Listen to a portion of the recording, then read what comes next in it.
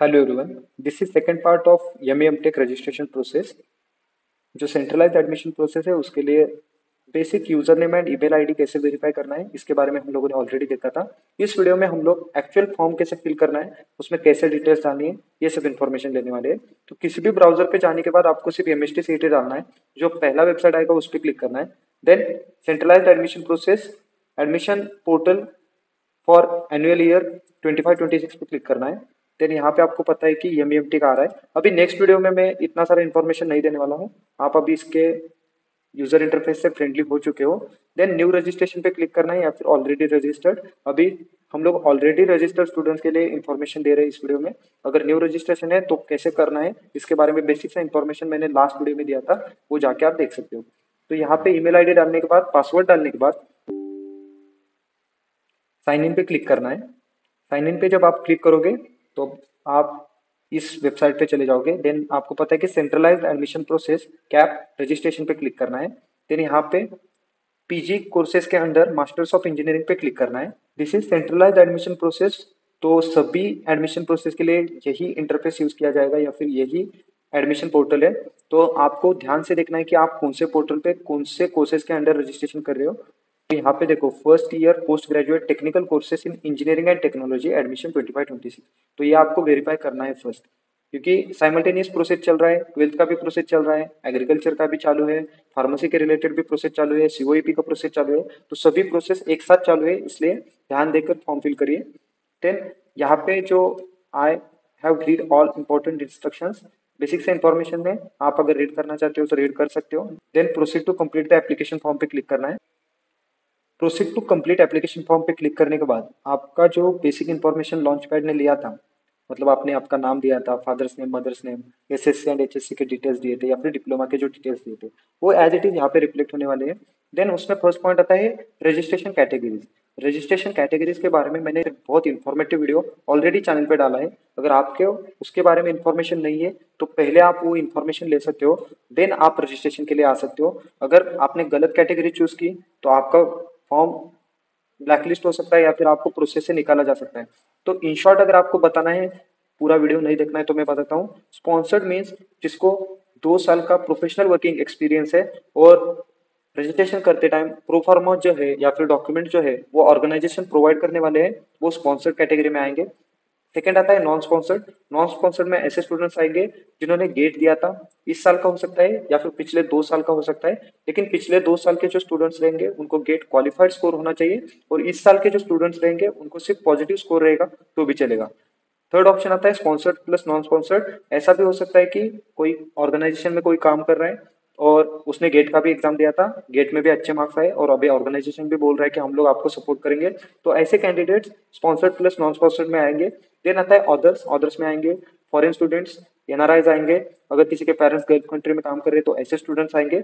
Next आता है experience without sponsorship, मतलब ऑर्गेनाइजेशन में जो लेक्चरर होते हैं या फिर सेम ऑर्गेनाइजेशन में रिसर्च वर्क करने वाले काम करने वाले स्टूडेंट्स होते हैं, वो उसी ऑर्गेनाइजेशन में अगर एडमिशन लेना चाहते हैं तो एक्सपीरियंस विदाउट स्पॉन्सरशिप में सिलेक्ट करेंगे।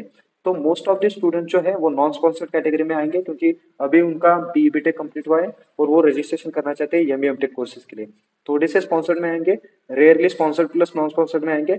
गल्फ कंट्रीज के बारे में हम लोग इतना डिस्कस नहीं करेंगे या फिर फॉरेन स्टूडेंट्स के बारे में हम लोग इतना डिस्कस नहीं करेंगे। और एक्सपीरियंस विदाउट स्पॉन्सरशिप जो है वो इंस्टीट्यूट के टीचर्स वगैरह ही रहेंगे, लेक्चरर्स रहेंगे, तो वो लोग डायरेक्टली रजिस्टर कर सकते हैं। तो ये 5 कैटेगरीज है, बेसिक सा इन्फॉर्मेशन मैंने आपको दिया है। तो अभी मैं जिस स्टूडेंट का फॉर्म फिल कर रहा हूँ वो नॉन स्पॉन्सर्ड कैटेगरी में आता है, तो मैंने वहां पे नॉन स्पॉन्सर्ड सिलेक्ट किया। तो यहाँ पे मुझे डायरेक्ट डॉक्यूमेंट्स आए, देखो valid score card of a GATE होना चाहिए। Valid score card of a GATE मतलब पॉजिटिव स्कोर कार्ड होना चाहिए। अगर आपने गेट क्वालिफाई किया है तो वेल एंड गुड, अगर नहीं किया है तो भी चलेगा, लेकिन पॉजिटिव स्कोर होना चाहिए। अगर मैं यहाँ पे स्पॉन्सर्ड करता सिलेक्ट तो देखो प्रो फार्मा अपलोड करना चाहिए, pro pharma P, pro pharma Q। ये जो अंडरटेकिंग्स है वो मैंने ऑलरेडी लिंक पे डाले हैं, व्हाट्सएप पे भी शेयर किए हैं। तो अगर आपने कम्युनिटी ज्वाइन नहीं किया है तो लिंक डिस्क्रिप्शन में दिया है, आप वहां पे क्लिक करके ज्वाइन कर सकते हो। अगर आप स्पॉन्सर्ड प्लस नॉन स्पॉन्सर्ड में हो तो आपको valid GATE score card and proforma P and Q लगेगा। अगर आप अदर कंट्री के हो तो भी जो बेसिक डॉक्यूमेंट्स है वही लगेंगे। और एक्सपीरियंस विदाउट स्पॉन्सरशिप है तो जो इंस्टीट्यूट लेवल का जो राउंड रहता है, मतलब फोर्थ राउंड जिसे हम लोग बोलते हैं, स्पॉट राउंड या फिर मैनेजमेंट लेवल का राउंड जिसे बोलते हैं, उसमें आपको फॉर्म फिल करना पड़ता है या फिर डायरेक्ट आपको ऑर्गेनाइजेशन के साथ कम्युनिकेट करना पड़ता है। तो इसका मतलब रजिस्ट्रेशन इसी पोर्टल पे होगा, लेकिन आपका जो डॉक्यूमेंट वगैरह है या फिर आपका जो रिक्वायर्ड डॉक्यूमेंट्स है वो कॉलेज आपको देगा या फिर कॉलेज से आपको लेना पड़ेगा। तो बेसिक सा इन्फॉर्मेशन मैंने आपको दिया। तो ये जो स्टूडेंट है वो नॉन स्पॉन्सर्ड स्टूडेंट है, तो उसको वैलिड गेट स्कोर कार्ड लगेगा। तो मुझे यहाँ पे उसका डेट ऑफ बर्थ कंफर्म करना है। डेट ऑफ बर्थ बहुत इंपॉर्टेंट है। डेट ऑफ बर्थ अगर आपने गलत डाला तो आप कैप का फॉर्म फिल करते टाइम आपको मुश्किलें आ सकती है, या फिर आपको कॉलेज जो लगा है वो देखते टाइम पे आपको मुश्किलें फेस करनी पड़ सकती है। देन बाकी सब इन्फॉर्मेशन देने के बाद जो बेसिक पहले भरा था वही यहाँ पे रिफ्लेक्ट हुआ है। नेक्स्ट ऑप्शन आता है कैंडिडेट टाइप। कैंडिडेट टाइप के बारे में भी मैंने ऑलरेडी वीडियो बनाए हैं, इसमें यहाँ पे डिस्कस नहीं करेंगे क्योंकि वो थोड़ा सा लेंदी वीडियो है। अगर महाराष्ट्र का कैंडिडेट है, उसका पूरा एजुकेशन महाराष्ट्र में कंप्लीट हुआ है, उसके मदर फादर का और उसका खुद का डोमासाइल महाराष्ट्र का है, देन वो टाइप ए में आएगा। बाकी टाइप्स के लिए आप वो वीडियो जाके देख सकते हो। अगर आपने एजुकेशन किसी अदर स्टेट में कंप्लीट किया है या फिर आपके पेरेंट्स सेंट्रल एम्प्लॉई है या फिर स्टेट एम्प्लॉई है, तो आप वो वीडियो जाके देखिए और आपका टाइप सिलेक्ट करिए। और अगर आपने कर्नाटक बाउंड्री पे भी आपका एजुकेशन कंप्लीट किया है या फिर आप वहां से बिलोंग करते हो, तो भी आपको वो वीडियो देखना बहुत जरूरी है। वहां पे जाके आप देख सकते हो। तो यहाँ पे आया है कि प्रकार अ साठी कागदपत्र सबमिट करने। तो मेरे पास डोमासाइल सर्टिफिकेट है, स्कूल लिविंग सर्टिफिकेट है, ये बेसिक सा डॉक्यूमेंट्स मेरे पास है। तो मैं यहाँ पे क्लिक करूंगा डोमासाइल सर्टिफिकेट, कैटेगरी ओपन। अगर आपका कोई अदर कैटेगरी है तो आप वो सिलेक्ट कर सकते हो। देन आता है कि do you want to apply for EWS economically weaker section seat. अगर यस है तो यस कर सकते हो, नो है तो नो कर सकते हो। Then caste name that is Hindu Maratha. अपंग व्यक्ती नॉट एप्लीकेबल। तुम्हें अनाथ आहात का, no. I belong to minority category type, no. तो इतना सारा इन्फॉर्मेशन आपको अच्छे से भरना है, क्योंकि ये टाइप जो है या फिर ये जो इकोनॉमिकली वीकर सेक्शन जो है या फिर डिसेबिलिटी है, इससे आपको सीट अलॉट किया जाता है या फिर इससे ही सीट अलोकेशन में आपका नाम लिया जाता है। तो मेरिट लिस्ट जो बनेगा वो सबका साथ में बनेगा, लेकिन अगर कॉलेज में पर्टिकुलर डिपार्टमेंट को ईडब्ल्यूएस का सीट अवेलेबल है या फिर पीडब्ल्यूडी का सीट अवेलेबल है, तो उनको वो सीट ब्लैंक रखा जाता है। अगर आप डिसेबल हो या फिर ऑर्फन हो या फिर किसी माइनॉरिटी से बिलोंग करते हो, तो आपको ये इन्फॉर्मेशन प्रॉपरली देना है। इससे आपको कॉलेज मिलने के चांसेस बढ़ जाते हैं। देन ये सब इन्फॉर्मेशन फिल करने के बाद आपको यहाँ पे कैप्चा फिल करना है। देन सेव एंड प्रोसीड जब आप करोगे तो आपके मोबाइल फोन पे एक ओटीपी आएगा। ओटीपी आपको वेरीफाई करना है। ओटीपी वेरीफाई करने के बाद आपको नेक्स्ट स्टेप पे रिडायरेक्ट किया जाएगा।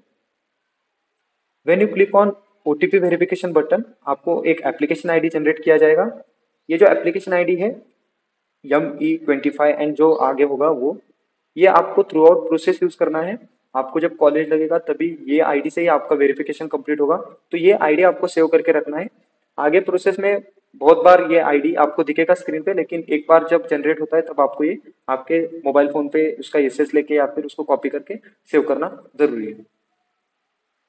देन एप्लीकेशन आईडी का स्क्रीनशॉट लेने के बाद या फिर कॉपी करने के बाद हम लोग proceed to complete the application form पे क्लिक करेंगे। यहाँ पे क्लिक करने के बाद आपको रिडायरेक्ट किया जाएगा अगले वेबसाइट पे। तो आपको ऐसा दिखेगा कि आपको ई स्क्रूटनी करना है कि फिजिकल स्क्रूटनी करना है। ई स्क्रूटनी मतलब आपका डॉक्यूमेंट वेरिफिकेशन जो है वो ऑनलाइन ही होगा। आपको रेगुलरली लॉगिन करके देखना पड़ेगा कि वेरीफाइड हुआ है कि नहीं हुआ है। जो डॉक्यूमेंट्स आप अपलोड करेंगे वो क्लियर होने चाहिए, वेल फॉर्मेटेड होने चाहिए, कहाँ पे भी उसको कट या फिर ब्लर नहीं दिखने चाहिए। तो आपका ई वेरिफिकेशन इजीली कंप्लीट हो जाता है। ये एक दिन में हो जाएगा या फिर आधे दिन में भी हो सकता है, कभी कभी 10-15 मिनट में भी हो जाता है। और फिजिकल स्क्रूटनी का एक अदर ऑप्शन है, वो आपको पता ही रहेगा कि जो एससी सेंटर दिए हैं, स्क्रूटनी सेंटर जिसे हम लोग बोलते हैं, एफसी सेंटर जिसे हम लोग बोलते हैं, उस पे जाके आपको डॉक्यूमेंट वेरीफाई करना पड़ता है। वो वहां पे आपके डॉक्यूमेंट पे स्टैम्प देते हैं। ये स्टैम्प देने के बाद आपके डॉक्यूमेंट वेरिफिकेशन कंप्लीट होता है और वो लॉगिन में आपके चेंजेस करते हैं कि ऐसा ऐसा स्टूडेंट है, उसके डॉक्यूमेंट्स वेरीफाइड है।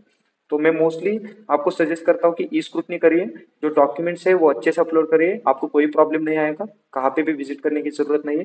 लेकिन आपको अगर ऐसा लगता है कि मेरे पास डॉक्यूमेंट कम है या फिर गलत हो सकता है, मुझे अपलोड करने नहीं आएगा, तो आप फिजिकल स्क्रूटनी भी सिलेक्ट कर सकते हो। अभी मैं ई स्क्रूटनी सिलेक्ट करने वाला हूँ।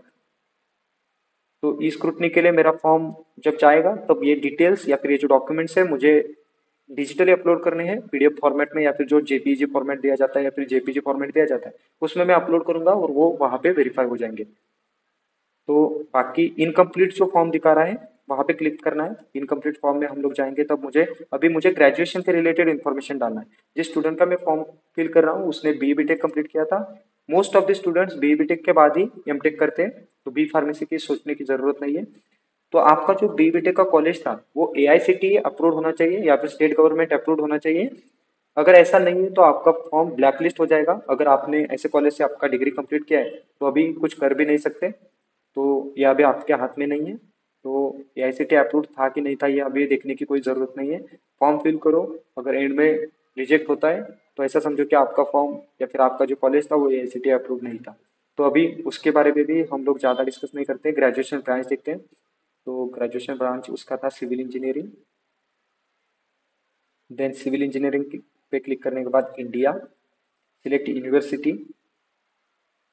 ग्रेजुएशन पासिंग ईयर अगर आप 2025 डालते हो तो आपको अपीयरिंग डालने का ऑप्शन है। अगर आप उसके पहले का कोई ईयर डालते हो तो आपको पास भी डालना पड़ेगा और आपको आपकी जो डिटेल्स है या फिर आपका जो डॉक्यूमेंट है वो अपलोड करने पड़ेगा। अगर 2025 के स्टूडेंट हो तो आपको अपीयरिंग डाल के प्रोफार्मा अपलोड करना पड़ता है, जैसे हम लोग प्रोफार्मा यस बोलते हैं। उसका भी लिंक या फिर उसका जो डॉक्यूमेंट है वो मैंने डिस्क्रिप्शन में उसका लिंक दिया है, वहाँ पे जाके आप वो डाउनलोड कर सकते हो या फिर सीईटी सेल के वेबसाइट पे भी वो अवेलेबल है। बेसिक सा डॉक्यूमेंट है, प्रिंट आउट लेना है उसका, वहाँ पे आपका नाम लिखना है और नीचे आपका ही खुद का साइन करना है। वो डॉक्यूमेंट स्कैन करके वापस वेबसाइट पे अपलोड करना है।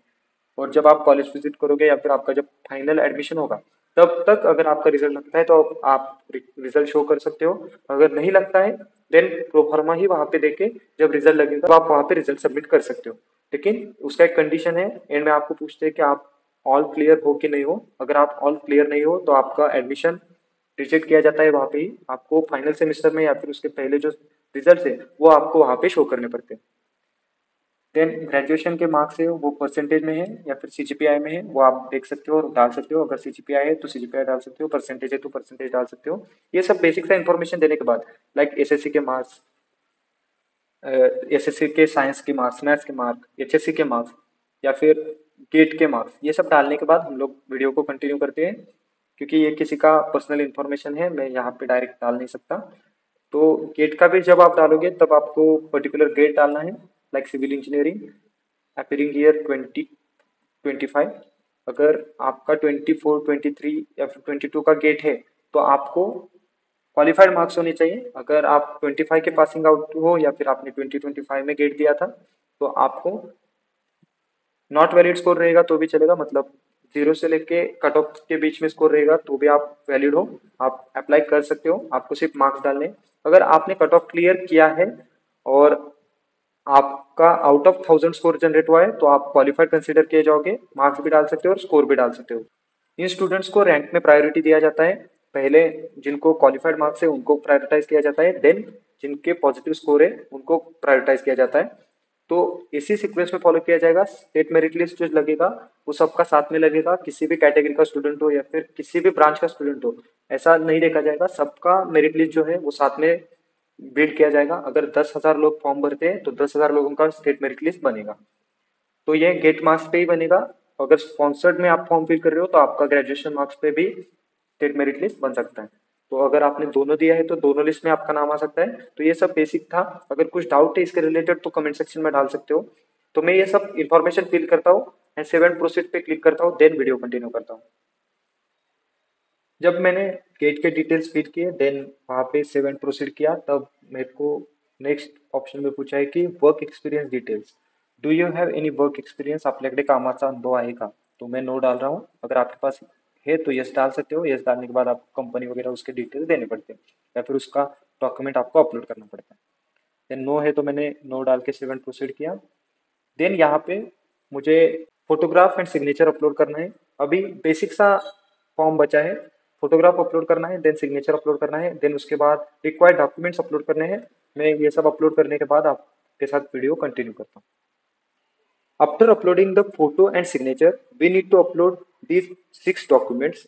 ये 6 डॉक्यूमेंट्स में आपको, अगर आप ओपन कैटेगरी से हो तो आपको ये 6 डॉक्यूमेंट्स अपलोड करने पड़ सकते हैं। अगर आप किसी कास्ट से हो या फिर माइनॉरिटी से हो तो आपको 2-3 डॉक्यूमेंट्स और डालने पड़ सकते हैं। या फिर अगर आप स्पॉन्सर्ड हो या फिर कोई अदर कैटेगरी से बिलोंग करते हो तो आपको 1-2 डॉक्यूमेंट्स एक्स्ट्रा डालने पड़ सकते हैं। तो हम लोग देखते हैं कि यहाँ पे क्या क्या मेंशन है। नेशनलिटी सर्टिफिकेट मतलब जगह पे बर्थ सर्टिफिकेट या फिर एलसी भी अपलोड कर सकते हो। देन एसएससी का मार्कशीट रहेगा, देन एचएससी का मार्कशीट या फिर सर्टिफिकेट जो भी हो आपके पास अभी वो डाल सकते हो, या फिर डिप्लोमा के स्टूडेंट हो तो डिप्लोमा के मार्कशीट डाल सकते हो।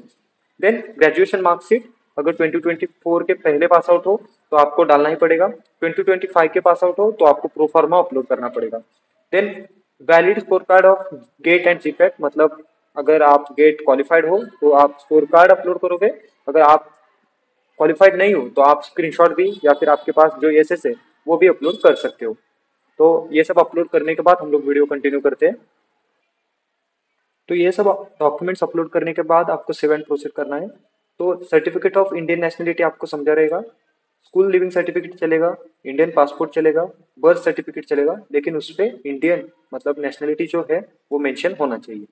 अगर आपके पास पासपोर्ट नहीं है तो उसका कोई इशू नहीं है, एलसी रहेगा तो भी चलेगा और बर्थ सर्टिफिकेट रहेगा तो भी चलेगा। Then save and proceed click करते हैं। सेव एंड प्रोसीड क्लिक करने के बाद आप लास्ट ऑप्शन पे चले जाओगे जहाँ पे आपको ओपन कैटेगरी के लिए 1200 रुपीज का पेमेंट करना है। अगर आप किसी अदर कैटेगरीज पे हो तो आपको 1000 रुपीज का फी पेमेंट करना है। फी पेमेंट कैसे करना है तो आपको पता ही रहेगा, सिलेक्ट करना है, प्रोसीड टू पेमेंट करना है, कोई गेटवे आएगा वहाँ पे आपको क्लिक करना है। यूपीआई से कर सकते हो, नेट बैंकिंग के थ्रू कर सकते हो, कार्ड रहेगा तो कार्ड से कर सकते हो, जो भी ऑप्शन हो उससे पेमेंट कर सकते हो। ये सब करने के बाद आपको एक बार आपका फॉर्म वापस रीड करना है, अच्छे से वेरीफाई करना है क्या क्या डिटेल्स है, ये सब चेक करना है। ये सब चेक करने के बाद आप पेमेंट कर सकते हो। पेमेंट करने के बाद आपका फॉर्म मोस्टली ई स्क्रूटनी के लिए चला जाएगा। देन आपको रेगुलरली लॉगिन करना है कि फॉर्म में क्या हो रहा है नहीं हो रहा है, या फिर कुछ एरर आता है तो आपको फॉर्म रिवर्ट किया जाता है। उसके मैसेजेस पे आपको मोबाइल फोन पे, व्हाट्सएप पे या फिर ईमेल के थ्रू भेजे जाते हैं, आपको रेगुलरली चेक करने हैं। अगर कुछ एरर आता है तो आपको उसको चेंज करना पड़ता है, अगर आप नहीं चेंज करते हो तो आपका फॉर्म ब्लैकलिस्ट हो सकता है। तो हम लोग पेमेंट करते हैं और एंड पेज पे चले जाएंगे तब वीडियो कंटिन्यू करते हैं। फी पेमेंट करने के बाद आपको ऑप्शन आएगा submit application form for E verification. E verification पे यहाँ पे आप जब क्लिक करोगे तब आपका फॉर्म स्क्रूटनी की तरफ जाएगा, स्क्रूटनी डॉक्यूमेंट वेरिफिकेशन करेगा, अगर वेरीफाइड है तो एक्नॉलेजमेंट भेजेगा, अगर कुछ गलती है तो रिवर्ट करेगा फॉर्म को, आपको एडिट करके वापस अपलोड करना है। जो डेडलाइन है वो फॉर्म फिलिंग की वो 9 जुलाई है, 10 जुलाई तक उसका डॉक्यूमेंट वेरिफिकेशन होगा। ये डेट मोस्टली एक्सटेंड होने वाली है बट हम लोग रिस्क नहीं लेंगे, हम लोग फॉर्म पहले ही फिल करके रखेंगे। अगर डेट एक्सटेंड नहीं होता है तो आपका पूरा साल बर्बाद हो सकता है, इसलिए हम लोग बोल रहे हैं कि 9 तारीख से पहले आप फॉर्म फिल करो और प्रोसेस में रहो। अगर कुछ गलती होता है तो भी चेंजेस करने के लिए आपको टाइम मिलेगा। जब आप लोग submit for E scrutiny option select करते हो तब आपको एक ओटीपी दिया जाता है, ओटीपी वेरीफाई करने के बाद ही आपका फॉर्म ई स्क्रूटनी के लिए लॉक किया जाता है। इसके बाद आप कुछ चेंजेस नहीं कर सकते हो, आप एडिट नहीं कर सकते हो। यहाँ पे कुछ ऑप्शंस दिए हैं लाइक सेंड ग्रीवांस, फिर check grievance status, generate ticket, इसके रिलेटेड इन्फॉर्मेशन है। ये अगर चाहिए तो मैं बताऊंगा आपको, मोस्टली आपका फॉर्म वेरीफाई हो ही जाएगा और अगर नहीं होता है तो फिर आपको रिवर्ट किया जाता है, तब आपको चेंजेस करने के ऑप्शन दिए जाते हैं। तो ओटीपी डालते हैं, ओटीपी के बाद verify OTP for submit application form करेंगे, फिर आपका जो फॉर्म है वो वेरिफिकेशन के लिए चला जाएगा। जब आप ओटीपी सबमिट करते हो तो प्रिंट एप्लीकेशन फॉर्म का बटन आएगा, ये आपको प्रिंट करके रखना है क्योंकि फ्यूचर रेफरेंसेस के लिए या फिर फ्यूचर यूज के लिए इसकी जरूरत है। तो एप्लीकेशन फॉर्म प्रिंट करके रखिए या फिर आपके मोबाइल फोन पे या फिर लैपटॉप पे सेव करके रखिए। तो अभी आपने आपका एप्लीकेशन फॉर्म अगर सेव करके रखा है पीडीएफ फॉर्मेट में या फिर प्रिंट करके रखा है तो वेल एंड गुड, तो आप लॉग आउट कर सकते हो। ई वेरिफिकेशन के बाद आपको मैसेज आएगा। आफ्टर ई वेरिफिकेशन अगर आपका फॉर्म वेरीफाइड हो जाता है या फिर कुछ गलती आ जाती है तो आपको चेंज करना पड़ेगा और आप वापस फॉर्म अपलोड करोगे, देन ई वेरिफिकेशन होगा। अगर आपका फॉर्म ई वेरीफाइड डायरेक्ट हो जाता है अभी तो आपको सिर्फ वेट करना है, 10 से 15 दिन का जो प्रोसेस रहेगा उसमें सिर्फ वेट करना है। अगर कॉलेज विजिट करना चाहते हो तो विजिट कर सकते हो, कुछ कॉलेज रैंक करने के कुछ डाउट है तो वो पूछ सकते हो, और ये 10-15 दिन में आपको कॉलेज रैंक करना है या फिर कॉलेज में जाके कुछ इन्फॉर्मेशन लेना है तो भी आप लेके आ सकते हो। सीईटी रजिस्ट्रेशन आपका हो गया है, आपने फी पेमेंट किया है, आपका फॉर्म ई वेरीफाइड हुआ है, मतलब आपके जो डॉक्यूमेंट्स है वो वेरीफाइड हुए हैं। जो एक्नॉलेजमेंट लेटर आता है वो आपको डाउनलोड करके रखना है, उसमें नीचे साइन नहीं रहता। मोस्ट ऑफ द स्टूडेंट्स वही डाउट पूछ रहे हैं कि मेरे एक्नॉलेजमेंट में साइन नहीं है या फिर मेरा जो लेटर आया है उसमें कुछ स्टैंप नहीं है। तो ये डिजिटली साइन रहते हैं, इसमें कुछ फिजिकल साइन वगैरह नहीं रहता या फिर स्टैंप नहीं रहता, तो टेंशन लेने की कोई बात नहीं है। अभी आपका फॉर्म सेव हुआ है, सबमिट हुआ है। 10-15 दिन के बाद स्टेट मेरिट लिस्ट लगेगा। स्टेट मेरिट लिस्ट में प्रोविजनल स्टेट मेरिट लिस्ट में आप चेक कर सकते हो कि आपका नाम है कि नहीं है, रैंक क्या है चेक कर सकते हो। अगर कुछ एरर है, डिस्क्रिपेंसी है तो आप ग्रीवांस जनरेट कर सकते हो। वापस फाइनल मेरिट लिस्ट जब लगेगा तब आपका फाइनल स्टेटस अपडेट किया जाएगा। उसके बाद कुछ प्रोसेस नहीं होगा, उसके बाद डायरेक्ट आपको कैप के लिए भेजा जाएगा, मतलब कैप राउंड जो होंगे वो स्टार्ट हो जाएंगे। कैप के डेट्स भी हम लोग व्हाट्सएप कम्युनिटी पे डाल रहे हैं, व्हाट्सएप कम्युनिटी पे रेगुलरली अपडेट्स आ रही है। अगर आपने व्हाट्सएप कम्युनिटी ज्वाइन नहीं किया है तो लिंक डिस्क्रिप्शन में है, वहाँ पे जाके ज्वाइन कर सकते हो। अगर इसके अलावा कुछ भी डाउट है तो भी आप कमेंट सेक्शन में डाल सकते हो या फिर व्हाट्सएप कम्युनिटी पे ज्वाइन करके पूछ सकते हो। That's it in this video. Thank you.